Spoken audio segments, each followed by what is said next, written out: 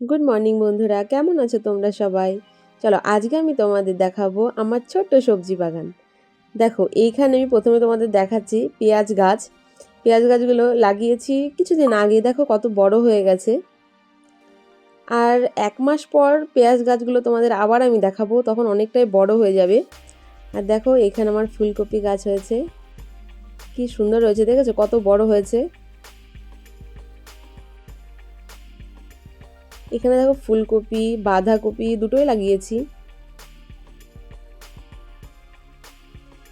পাতাগুলো দেখেছো কত বড় বড় হয়েছে। আর হ্যাঁ, আমি কিন্তু এখানে কোনো রাসায়নিক সার ব্যবহার করিনি।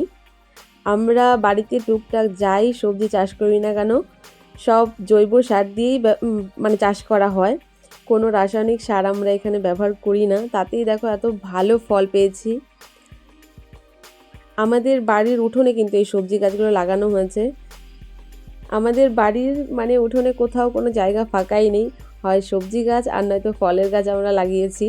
তোমাদের সঙ্গে সবই শেয়ার করব আস্তে আস্তে। আর দেখো এইখানে আমি গাজর গাছ লাগিয়েছি, গাছগুলো এখনো ছোট ছোট। এইখান থেকে সবজি তুলেই তোমাদের সঙ্গে রেসিপি শেয়ার করব আমি। তোমরা আমাকে কমেন্টে জানিও গাজর দিয়ে বাঁধাকপি ফুলকপি দিয়ে কি কি রেসিপি করা যায় নতুন নতুন। দেখো কত সুন্দর হয়েছে গাছগুলো।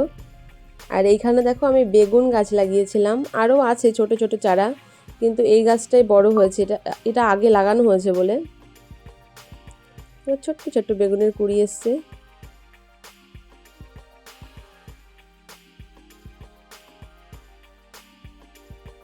আর হ্যাঁ, তোমরা কিন্তু বাড়িতে অবশ্যই ফাঁকা জায়গা থাকলে আমার মতো এরকম সবজি লাগাতে পারো। আর জৈব সার দিয়ে এত ভালো সবজি হয়, মানে তোমরা না চাষ করলে তোমরা বুঝতেই পারবে না। বাড়িতে একটু ট্রাই করে দেখতে পারো তোমরা। দেখো রাসায়নিক সার ব্যবহার না করে কত সুন্দর ফল পেয়েছি, কত সুন্দর গাছ হয়েছে আমার। আর আগে অনেক সবজি লাগাতাম আমি, তো তখন তো ভিডিও করতাম না, যে কারণে তোমাদের দেখানো হয়নি। আর এই গাছটায় দেখো ছোট ছোট দুটো বেগুন হয়েছে। আর হ্যাঁ, কেমন লাগলো তোমরা সবাই কমেন্টে জানিও।